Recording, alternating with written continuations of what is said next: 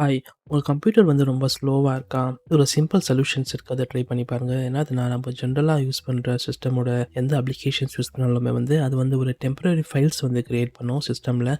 So next time நம்ம வந்து open பண்ணும்போது வந்து இது கொஞ்சம் ஃபாஸ்ட்டா ஓப்பன் ஆகுறதுக்கு.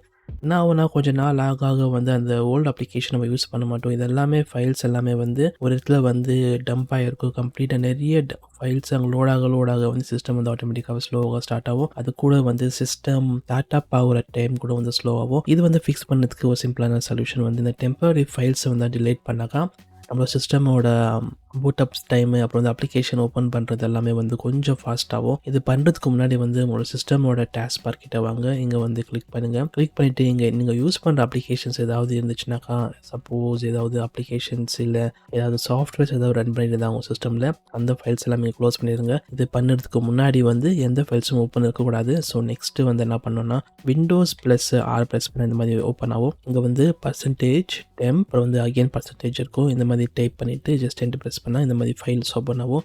இங்கே பார்த்தாக்கா பப்ஜி ஓப்பன் ஆயிருக்கு. எது ஓப்பன் பண்ணியிருக்கணும் ஜென்ரலாக வந்து அந்த ஃபைல்ஸ் எல்லாமே வந்து இங்கே தான் இருக்கும்.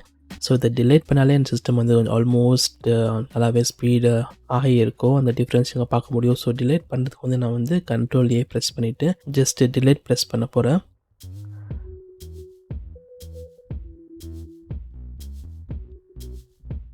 டிலீட் பண்ணதுக்கு அப்புறம் வந்து இந்த மாதிரி ஒரு விண்டோ ஓப்பன் ஆகும். சில சமயத்தில் என்ன ஆகும்னா, சில சிஸ்டமோட ஃபைல்ஸ் வந்து டிலீட் பண்ண முடியாது.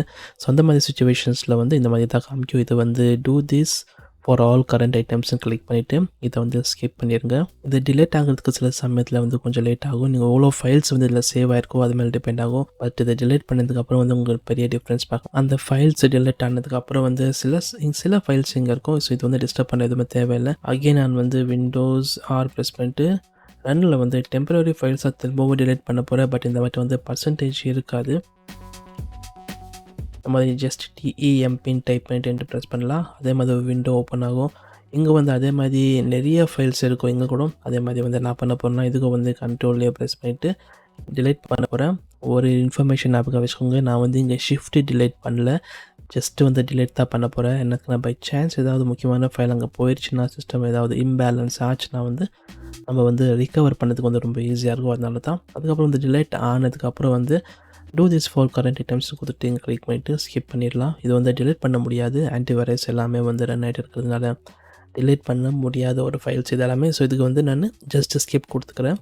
அப்புறம் வந்து இங்கே வந்து ஆர்டினரி டெம்பரரி ஃபைல்ஸ் வந்து கொஞ்சம் பெரிய ஃபைலாக இருக்கும்னு நினைக்கிறேன். சில ஃபைல்ஸை டிலீட் பண்ணுறதுக்கு வந்து அட்மினிஸ்ட்ரேட்டர் பர்மிஷன்ஸ் கேட்கும். அது க்ளீனாக பார்த்து கண்டினியூ ப்ரெஸ் பண்ணிக்கலாம். இது டிலீட் ஆனதுக்கு அப்புறம் வந்து உங்களோட சிஸ்டமோட பர்ஃபார்மன்ஸ் வந்து இம்ப்ரூவ் ஆயிருக்கும். ஓகே, இந்த ஃபைல்ஸ் எல்லாமே டிலீட் ஆச்சு. நெக்ஸ்ட் என்ன பண்ணலாம்னாக்கா, நீங்கள் யூஸ் பண்ணுற அப்ளிகேஷன்ஸ் இல்லை சாஃப்ட்வேர் எது இருந்தாலுமே அதோட அப்டேட்ஸ் ஏதாவது புதுசாக வந்திருக்கான்னு செக் பண்ணிட்டு அப்டேட் பண்ணிக்கோங்க. அதே மாதிரி வந்து விண்டோஸ் அப்டேட்ஸ் ஏதாவது பெண்டிங்கில் இருந்துச்சுன்னா அதுவும் அப்டேட் பண்ணிவிட்டு சிஸ்டம் வந்து ரீஸ்டார்ட் பண்ணிவிட்டு செக் பண்ணி பாருங்கள், இம்ப்ரூவ்மெண்ட்டு ஆயிருக்கும்.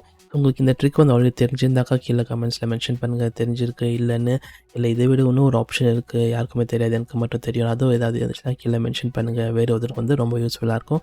இதே மாதிரி டெக்னிக்கல் டிப்ஸ்க்கு இந்த சேனலை சப்ஸ்கிரைப் பண்ணிக்கோங்க.